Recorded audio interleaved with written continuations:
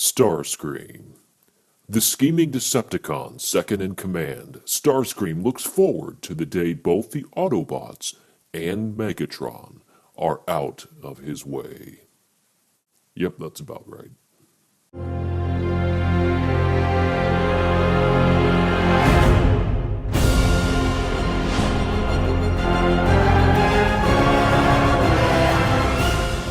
Welcome back to eBEFOREi Video Reviews. Continuing my reviews of Transformers Prime Beast Hunters Wave 2 Deluxe figures, well, this is Starscream. In package anyway, the figure does look interesting, so let's go ahead and take a look at the box first. He's intermediate, level 2, ages 5+, and a whole bunch of little numbers down here that are actually secret code for an alien takeover, but no one wants you to see that, and that's why it's so small. He comes with a clenching thunder talon, some warnings, choking hazards, the hub sticker. On the back of the box, we have the bio that I just read and the clenching thunder talon thingy with an exclamation point, so it must be something. In fact, the weapon looks like it's taller than Starscream, so we'll get into that here in just a few moments. There's this fighter jet mode and robot mode in the cast of Prime, the IDW barcode, some very cool toys coming along to go with the comics, and we'll talk about that in a future review. His strength is an 8, intelligence is 7, speed is a 9, endurance is a 6, rank is a 9, courage is a 3, that's about right, fire blast a 9, and skill is a 10. That's impressive. He's Deluxe Class Series 2, Figure 5. Anyway, so that's a quick review of the box. Let's go ahead and get him opened up. Alright, here's Starscream opened up out of the box, and he's transformed into his Beast Jet mode, and first impressions of this figure. This is something that I would get in a Happy Meal. The toy feels light. It feels like the plastic is hollow and kind of cheap. And yeah, if I got this in a Happy Meal, I'd be pretty happy. But paying $16 for this US, I'm not so happy. And I think we get it cheaper than elsewhere. Let's take a look at some of the details up close. So yeah, this toy has more colors than the 6th Doctor's jacket. I mean, look at all this stuff. It's as if Spicy Mustard said, I want to be even more boring. So this is the color that they came up with. You've got a purple painted cockpit, and the bad thing about that is it's not translucent plastic. There is no seeing inside of this. You have very bright yellow right here in these parts, and I'm not even really sure what those are. You've got yellow bits here, yellow in the intake vents of the jet, which is kind of cool, but you know. Yellow here, yellow back here, yellow on the tail fin and the wings and all that. Yeah, really, really bright yellow. You do have a very nice metallic silver in this portion of the wings and the back, so that's kind of nice. And for no reason at all, you've got red bits right here, and a very light purple. A very playful light purple. You also have what appear to be Hasbro part numbers because, well, clearly they just don't give a crap anymore. Here's some more etched in there, and I really don't think that's a part of this character. I mean, A1625? Does that mean anything to anybody? For some reason, you do have, as I mentioned, you've got the real nice silver paint here, but they left this little back jet piece just unpainted. That's what's known as Jet Viacon General Gray. Other than that, you've got these little purple pieces in here, which is kind of nice. Some nice detailing, I suppose. You've got that kind of swirly plastic, as you can see. And you do have the Beast Hunter swirled paint right here in what are obvious legs. In fact, let's look underneath this plane. It's a kibble fest. So you've got legs, and you've got arms, and the only thing you're really missing is a head. Now, I mentioned the weight. Terrible. This has no weight to it. However, it comes with a weapon, which is called the Thunder Talon. Did you hear that? Thunder! Thunder! I'm not even going to do it. I'm sorry. But I don't know why they call it the Thunder Talon, but he comes with that, and he's every bit as big as the jet. Now, here's the problem with the Thunder Talon. This by itself, Happy Meal. I've gotten something like this in a Happy Meal before. Quite convinced of that. So there are some good ideas on here. And by the way, I should mention that there is a little bit of that drop-in swirl purple paint here. Maybe that has something to do with Shockwave, maybe not. Maybe they just had some purple paint and threw it in there, but it is kind of swirled in. Your mileage may vary depending on which one you get, because each of these Beast Hunters swirled in color is unique to the toy that you have in your hands.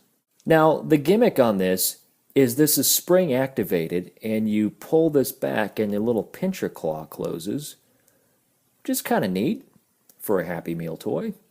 He does have these kind of jet intake vents right here, which kind of makes it seem like, can this thing fly? But that's really the only indication that that may be what that is, and the wings here.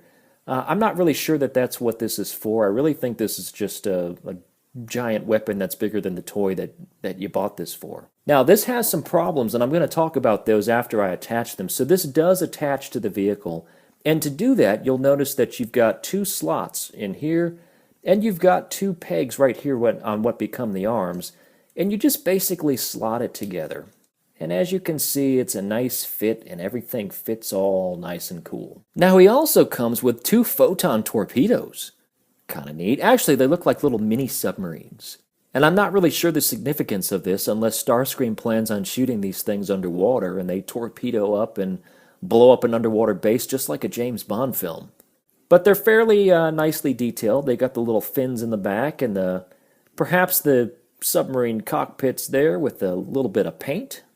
And as you can see from the bottom, this whole thing is actually the color of red and the purple is actually painted on over it. It's completely unfinished underneath, which is, I guess what we expect with these new toys. Unfortunate because you don't think it would cost a whole lot to cover the bottom of this thing. But anyway, these peg into the bottom of the wings, so you've got a slot right there, and basically you take the cockpit of the torpedo, like a torpedo would have a cockpit, and you just slot that right under, and basically what it kind of looks like is Starscream's patented under-the-wing missiles. Now, with all of these accessories, he's gone from McDonald's toy to actually a fairly decent-looking weird jet. I mean, this is kind of cool. I like the way that looks. And I like the way that this thing that's underneath him, the Thunder Talon thing, is, he's flying by and he picks things up and he saws them with a little saw in here, which, by the way, that leads me to part of the problem. The Thunder Talon, if you look at it from this side, you've got a painted saw blade, so that when he grabs something up, it's going to slice you. We'll use my thumb, for example. Oh, maybe that's not the best idea. But you grab onto something, and it saws, and that's basically what it does. Very cool, right? Well, here's the problem. You don't see this angle when you're playing with it in vehicle mode. So what you have is an unpainted saw. Makes no sense. And, come on, Hasbro, you couldn't spend an extra 16 cents to complete the plastic on the only side that's exposed in vehicle mode? That makes no sense whatsoever. So what you're left is something that should have looked like this when you have it turned this way, and unfortunately you don't. Now, surprisingly, they did finish well, no, they didn't. Sorry about that. Yep, you got unfinished wings, and you have the unfinished pincher claw, and together, again, that just makes absolutely no sense. Doing a bit of a size comparison, I've got these all leaned in a way so they should all be equal as far as how they're standing up against my backboard here. But you can see that it doesn't seem like it's that much smaller than the other figures, than the other Deluxe Starscreams that we've gotten recently. This is Transformers Prime First Edition Starscream, and this is the Fall of Cybertron Deluxe Starscream, and they all seem to be at least close to the same height. He's probably about the same weight with the weapon on him as the first edition Starscream is, just the way that he is. And I'd say he's probably about equal to the Fall of Cybertron right now as well, and just overall weight. Now, one other thing you can do with this weapon down here is you can unpeg that, and you have a hole on top, and you can also put this sideways. Of course, why in the heck would you want to do that? But you could do that if you wanted to. The problem is, if you wanted to put it on top, you're not really going to have any clearance here, because of the tail fin that sticks up and the fact that this thing's so big. So if you want to put that on top in plane mode, well, you're going to do it this way, and that just looks silly. So the bottom line on plane mode for me is it actually looks pretty good after you accessorize them up. Without all these accessories on them, kind of looks like a Happy Meal toy. And feels like one too. Enough about that, let's go ahead and get Starscream transformed. So the first thing you want to do with Starscream is you want to pull off these weapons. So we're just going to pull down on the torpedoes, and we're going to pull off the capture claw, the Thunder Talon, excuse me. And you basically just kind of hold them like this, and the first thing that you'll want to do is you'll notice that these wings are pegged in. Now, a little bit of quality control issue. My front left wing won't fully peg. Right one pegs great. Left one won't quite fit correctly in that tab, but it is what it is. Just pull them out of the tabs, take the wings and tilt them back just like that. The next thing you want to do is you want to lift this piece right here, which actually, I guess, sort of holds the plane together, but it also looks a little... Okay, so yeah, the mystery rod, you want to pull that up, and basically you want to grab this whole thing right here, and you want to pull it forward and snap it down into place, revealing Starscream's head. At this point, you can come around to the back and go ahead and untab the legs from the arms. Rinse and repeat on the other side. I should mention that Starscream does have landing gear. It's a solid piece of plastic, so the wheel doesn't turn, but it is detailed fairly nicely, so there's that. We're going to go ahead and push that back in. And you're going to take this whole little hinge right here, and you're going to pull it until it gets into place. And again, there's no real snap, but, you know, it's there. At this point, we'll finish the legs. You want to take them and turn them forward. Lift the knee spikes up. Open the feet. And you want to open up the foot and the heel, a very large heel. And there's Starscream's legs. Notice on the back of the legs, hollow, hollow, hollow. Part of why this guy doesn't weigh anything. You want to come around to the back at this point. You want to take these wings and just fully flip them like that. Then you want to come in here and grab the arms, and you just want to pull them open. Now you'll notice there's a dual hinge back here. Actually, there's 3 hinges. There's a hinge right here, a hinge right there, and a hinge up here. And basically what you want to do is you want to go ahead and get this front part accordion just like that, and then you want to bring the whole thing down, and then you'll push this back part up, and it'll kind of lock into place just like that. Not too hard, you just need to know that there are those 3 hinges there. We're actually almost done, so you can see how simple this transformation is. You want to take the mystery rod, and you can put it over his head if you want to have a big dark rod sticking over your head, or you can lift that up and kind of put it back there if you'd like. You want to go ahead and straighten out the arms, and you take these shoulder pieces, and you kind of unhook it just by pulling it down like that, and lift the whole thing up, and it kind of slots over his shoulder, filling in a bit of gaps and giving him a bit more bulk look to him. You've got these red pieces down here, which are not in the instructions, but they do swivel, so go ahead and pull them out, and it kind of gives him that samurai little side bits here. I wish I could tell you there's 13 more steps, but we're really done. So you're just ready to stand him up, pose him up, and here you have Starscream in his robot mode.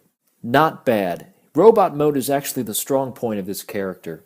Let's take a look at some details up close. So I recently drank a bottle of Samuel Adams' Old Fezziwig Ale, and I'm pretty sure this face was on the bottle. So yeah, he's got sideburns. Big, thick ones.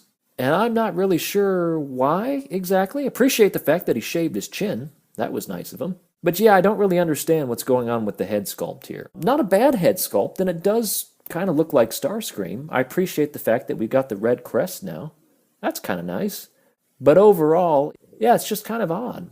And really the only thing that makes it odd are those yellow bits on the side of his face. Now when you get this guy packaged, his wings are actually going to be flipped the wrong way, so be sure that you transform the wings correctly, and you'll actually be a step ahead of Hasbro on some of the box art that I've seen, but that is the correct way to transform the wings. And that gives him the classic Starscream Seeker look. Now his arms kind of look a bit spindly, but this is Starscream we're talking about, and I guess that's okay. You do have some weird gaps right here inside of him, as you can see, so that's a little bit odd. Now I pulled his head down a bit because the character is kind of hunched a little bit. You can stick the head more upright if you want to do that, and that doesn't make it seem quite so odd and actually gives him a little bit more height. So whichever way you really want to pose this character, you can, but just note that from a side angle, it's got kind of a weird look to it. Articulation in robot mode is actually excellent. The head is on a ball joint, so you can look up, down, all around, and do the funky chicken by moving the neck in and out. The problem with some of the neck articulation is when you pull the neck out to kind of hunch him over, when you try to turn his head, it's going to turn at kind of a cockeyed angle. I don't know if you can see that, but you're not going to get a solid turn without pushing it back up, or it goes at that kind of tilted angle. So there's not really anything you can do about that if you want to get a total normal turn, except for putting his neck all the way back, and then it turns just fine. He has a ball joint in his arms, he has a ball joint in his elbows, and his hands do swivel. Now I will tell you that I'm already seeing stress marks. Can you see that? Stress mark right there, and stress mark right there. That's not good. Now, I've given this toy to my son, and he's had it for not even 12 hours. And the fact that he's already got stress marks in the arms don't really bode well for this figure holding up long term. If that breaks, you're not going to have anything to hold the hand into place without the help of some super glue. There's no waist articulation. You do have a ball joint right there in the legs, and the knees are on this real nice ratchet joint, so that feels really nice and solid, and I do think that that's going to hold up over time. There's no ankle pivot, but this is a deluxe figure we're talking about, so that's pretty normal. And you do have this big giant heel piece right here, so standing him up is not an issue whatsoever. Now back to the Thunder Talon. You know, it's huge, okay? This thing's bigger than Starscream. That makes it a bit unwieldy for him to hold. You can stick this in his hand, and he has a old man Fezziwig cane, I suppose. So that is something that you can do if you want to. Now, the nice thing is the paint's on the right side this way. You have the filled-in plastic here, so no real issues as far as that's concerned. You also can store this on the back if you choose to, in the same spot that I showed you earlier. And this is actually in the instructions as storage for this weapon, and that is probably the silliest thing I've seen today. Actually, seeing an article about Justin Bieber being disappointed in his birthday party is the silliest thing I've seen today. This would be the second silliest thing I've seen today. Starscream's expanded bio is fairly interesting, so we'll go ahead and read it here. When Predaking returned to the Nemesis, speaking of mysterious explosions and the disappearance of Megatron, all optic sensors immediately turned to Starscream. The Air Commander had long coveted the command of the Decepticons. It was obvious to everyone that Starscream must be responsible. Now he finds himself hunted and alone, cut from the other Decepticons who believe him to be an assassin. Starscream finds himself where he never thought he'd be, hoping Megatron turns up safe and sound, if only so his name can be cleared. Here's some additional information on the Thunder Talon. Pincher Claw can pierce any armor. Once a target is grabbed, energy siphons activate, making Starscream even faster. And it also generates a force field around Starscream, making him much tougher. I think maybe I want one of these. Size comparison with superior figures, well, he's shorter than first edition Starscream, which we all probably suspected. Surprisingly is that Fall of Cybertron Starscream, and I don't know how well you can see this in this angle, his head is actually taller than Beast Hunter Starscream, and this guy is short. I love this figure, but my one complaint on the review I did of him is I thought he was too small, and this one's actually taller than Beast Hunter Starscream. Now the wings make it look a bit deceptive because they're so high up in the air. It makes this guy look like he's got more of a presence, but when it comes down to the height of the head, he's a little bit taller. Final thoughts on the figure. Plain mode without the additional accessories is fairly terrible, but you add on some torpedoes and a Thunder Talon, and suddenly plain mode becomes actually fairly decent. Robot mode is actually not too bad at all. The head sculpt is a little odd. The colors are downright atrocious, but if you're looking for a fun playable character, this one might be it. Be cautious of quality control issues and bitter plastic, but overall, I would say that this figure is somewhat recommended if you already have first edition Starscream and you're looking for another one to add to your Beast Hunters collection. Thanks again for watching. I picked up a lot of new subscribers in the past couple of weeks, so if you're new to my channel, well, welcome. I'm happy that you're here. I appreciate each and every one of you watching these videos and commenting. We're 7 months old, we're doing great, and it's all because of you.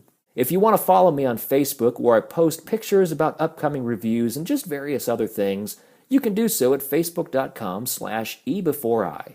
If you want to follow me on Twitter, well, you can do that too. I'm at E_before_I. If you're watching this video anywhere other than YouTube, well, you can see all of my videos at youtube.com/eBEFOREiNet. Again, thank you so much for watching. We'll see you again real soon.